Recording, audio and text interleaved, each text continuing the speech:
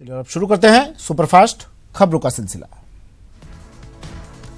कांग्रेस अध्यक्ष राहुल गांधी ने जयपुर में किसान रैली के जरिए लोकसभा चुनाव अभियान का आगाज कर दिया। रैली में राहुल खूब गरजे। राहुल ने जहां किसानों की बात की, वहीं केंद्र की मोदी सरकार पर चुन चुन कर प्रहार किए। राहुल गांधी ने पीएम मोदी पर जमकर हमला बोला। उन्होंने कहा कि जब तक पूरे देश के किसानों का कर्ज माफ नहीं होगा, मोदी जी को सोने नहीं देंगे। राहुल ने कहा कि पीएम वादा करते हैं कि किसानों और युवाओं की मदद करेंगे, लेकिन जब बैटिंग का वक्त आता है तो डर कर खेलते हैं। मैं चाहता हूं कि हमारे किसान और युवा बैकफुट पर ना खेलें, वे फ्रंट फुट पर खेलें और छक्का मारें। राफेल के मुद्दे पर भी राहुल गांधी ने पीएम मोदी को घेरा। उन्होंने कहा कि पीएम मोदी राफेल पर चर्चा से भागते हैं। जनता की अदालत में कदम तक नहीं रखा क्योंकि चौकीदार चोर है। सीएम अशोक गहलोत ने भी केंद्र सरकार पर वादाखिलाफी का आरोप लगाया। उन्होंने कहा कि मोदी ने झूठ का जाल बिछाकर सरकार बनाई, लेकिन सरकार ने जिस लापरवाही से शासन किया वो इतिहास में दर्ज हो गया। मुख्यमंत्री गहलोत ने पूर्ववर्ती बीजेपी सरकार पर भी निशाना साधा। उन्होंने कहा कि बीजेपी राज में कानून व्यवस्था चौपट, महंगाई की मार, किसानों की आत्महत्या पहली बार राजस्थान में सुनने को मिली। जिसने भी विरोध किया उसे लाठियां मिली। किसान रैली में मुख्यमंत्री अशोक गहलोत ने किसानों को कई सौगातें दी। उन्होंने ऐलान किया कि प्रदेश में 5 साल तक किसानों को दी जाने वाली बिजली के दाम नहीं बढ़ेंगे। साथ ही उन्होंने कहा कि कांग्रेस ने अपने घोषणा पत्र में जो ऐलान किया था उसके हिसाब से काम करेगी।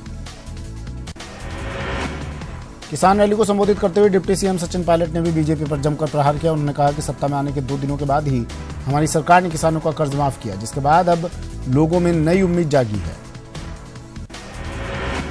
सचिन पायलट ने जीत के लिए कांग्रेस कार्यकर्ताओं का आभार जताया और कहा कि प्रदेश के चुनावी नतीजा आने वाले समय का संकेत है कि अब केंद्र में कांग्रेस की सरकार बनने से कोई नहीं रोक सकता। बीजेपी ने राहुल गांधी की किसान रैली पर निशाना साधा। पूर्व मंत्री अरुण चतुर्वेदी ने कर्जमाफी के नाम पर गुमराह करने का आरोप लगाया। बीजेपी नेता राजेंद्र राठौर ने प्रदेश सरकार पर विधानसभा सत्र को हड़बड़ी में बुलाने का आरोप लगाया है। राठौर ने कहा कि सरकार सवालों से बचना चाहती है, इसलिए संवैधानिक परंपराओं को दरकिनार कर दिया गया है। पूर्व सीएम वसुंधरा राजे सवाईमाधोपुर जिले के दौरे से लौटते समय टोंक जिले के अद्वैत आश्रम पहुंची, जहां उन्होंने संत बालकानंद महाराज से आशीर्वाद दिया। पूर्व मुख्यमंत्री वसुंधरा राजे जयपुर से सवाईमाधोपुर जाते समय कुछ देर के लिए दौसा रुकी। इस दौरान पूर्व विधायक शंकर शर्मा के नेतृत्व में भाजपाइयों ने वसुंधरा राजे का स्वागत किया।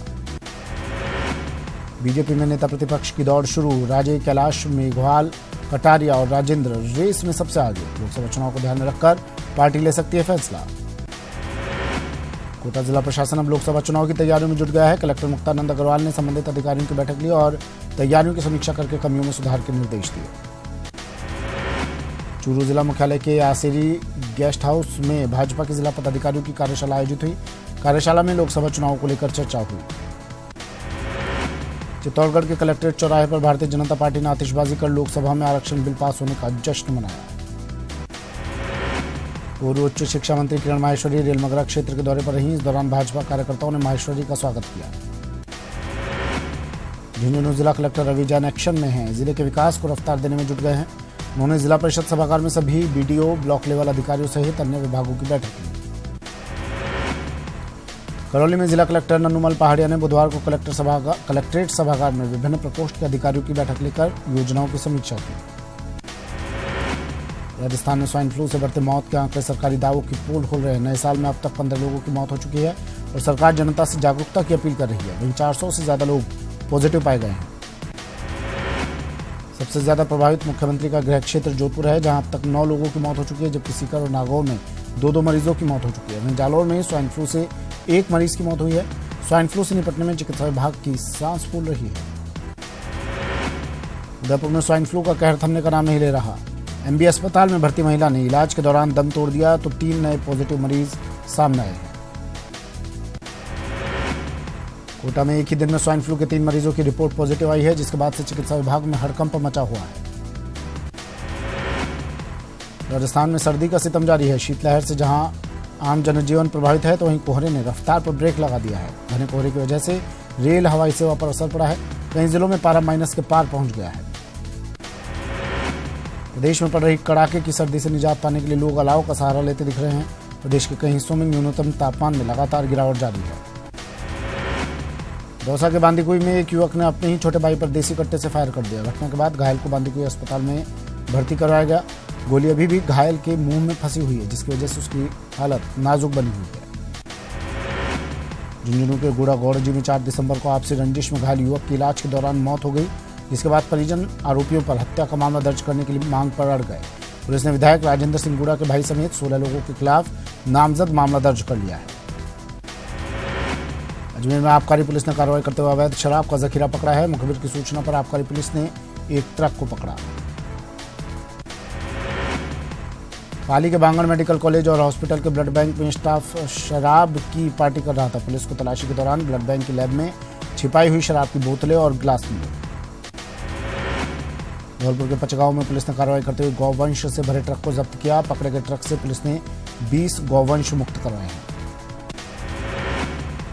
डूंगरपुर जिले में स्पेशल पॉक्सो कोर्ट ने 10 महीने पुराने नाबालिग से दुष्कर्म के मामले में दोषी को 7 साल की सजा सुनाई है। साथ ही दोषी पर 10,000 रुपए का जुर्माना भी लगाया है।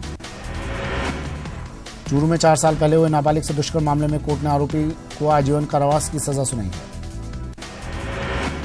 चित्तौड़गढ़ जिले के निम्बाहेड़ा कस्बे के SBI बैंक में एक नाबालिग लड़की ने खाताधारक के बैग से बड़ी चालाकी से 20,000 रुपए से अधिक की राशि पार कर ली। उदयपुर के मावली इलाके में अवैध शराब तस्करी पर आबकारी विभाग ने बड़ी कार्रवाई करते हुए एक कंटेनर से 40 लाख रुपए की अवैध शराब बरामद की। बीकानेर पुलिस ने ऑस्ट्रेलिया में चल रही क्रिकेट प्रतियोगिता में मैच पर सट्टा कर रहे 5 लोगों को गिरफ्तार किया है।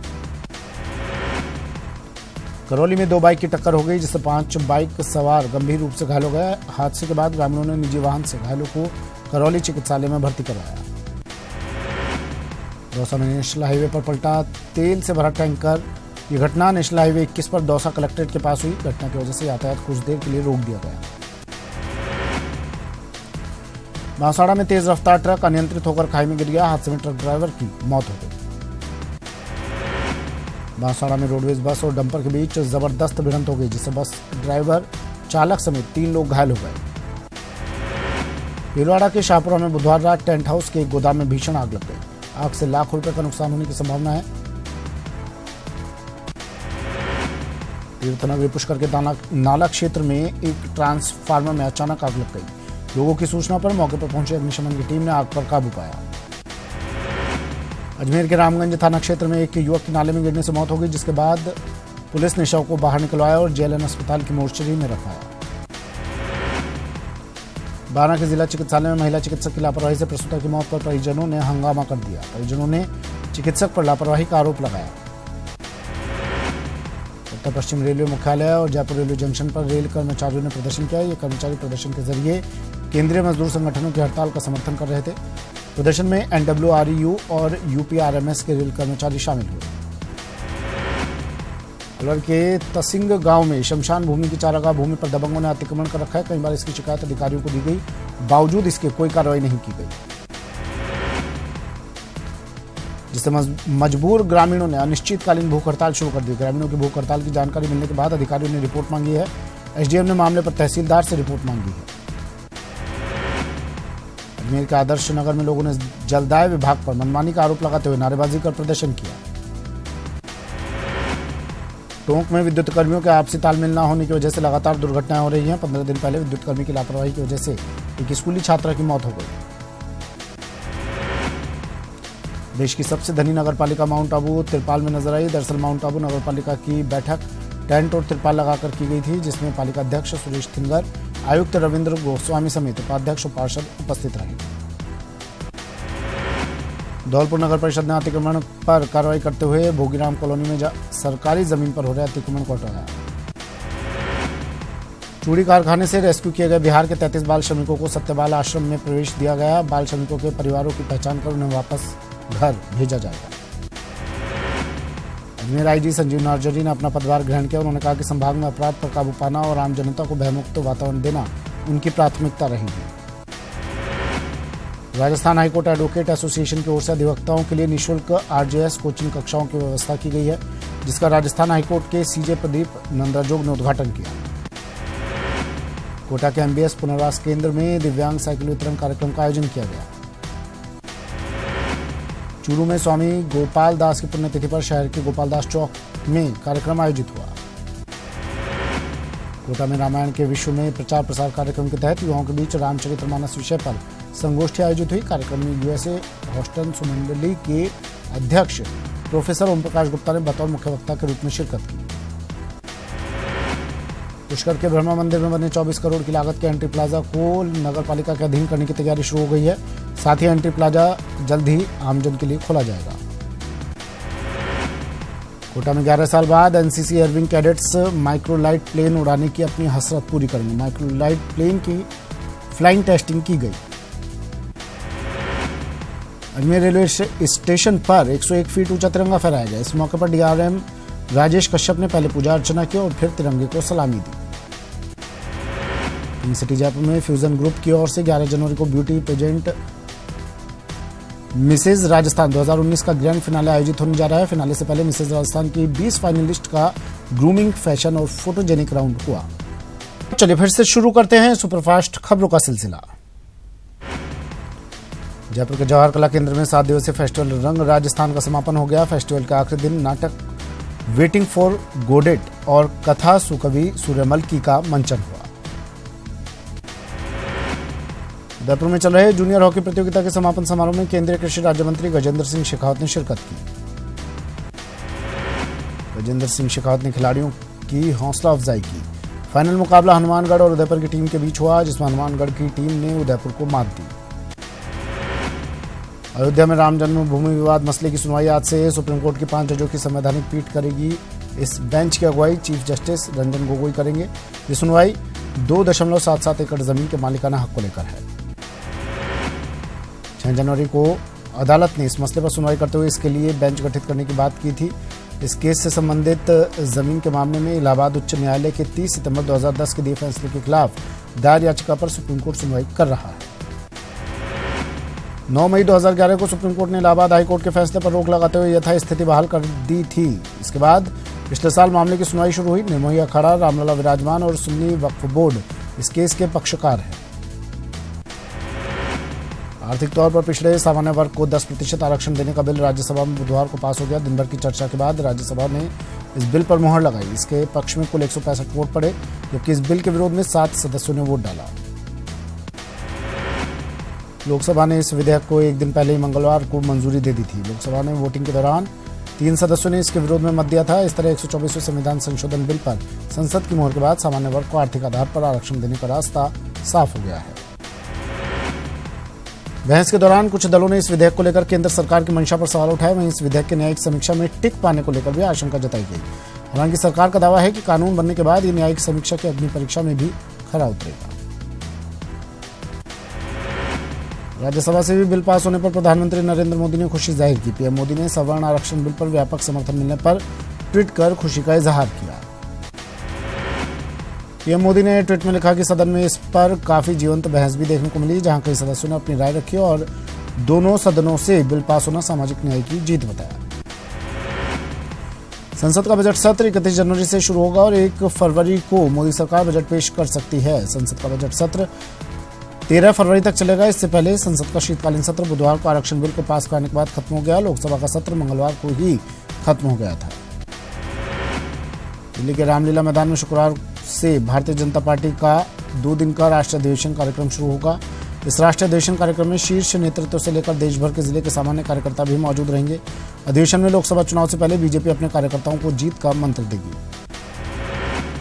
19 जनवरी को कोलकाता में विपक्ष का बड़ा जमावड़ा होगा। टीएमसी की इस रैली में आंध्र प्रदेश के सीएम चंद्रबाबू नायडू समेत विपक्ष के कई बड़े नेता शामिल होंगे और 2019 के लोकसभा चुनाव में बीजेपी को टक्कर देने की विपक्ष की रणनीति तैयार करेंगे। कांग्रेस के बड़े नेता भी इसमें शिरकत कर सकते हैं। प्रधानमंत्री नरेंद्र मोदी ने उत्तर प्रदेश के आगरा में एक जनसभा को संबोधित किया। उससे पहले पीएम मोदी ने यहां विभिन्न परियोजनाओं का शिलान्यास और उद्घाटन किया। पीएम ने कहा कि मैं आपको बताना चाहता हूं कि नमामि गंगे मिशन के तहत यमुना नदी की सफाई भी हमारी प्राथमिकता है। मोदी ने कहा आगरा देश के उन शहरों में से एक है जहां स्मार्ट सुविधाएं विकसित हो रही हैं। पीएम ने कहा कि मैंने जब जब उत्तर प्रदेश और देश से समर्थन मांगा है तो भरपूर साथ मिला है। मैं आपके विश्वास पर खरा उतरने के लिए लगातार काम करता रहा हूं। मैं हमेशा चाहता हूं कि ऐसे ही हमेशा भारत की सेवा करता रहूं। चलिए बुलेटिन में फिलहाल इतना ही। दीजिए इजाजत। नमस्कार।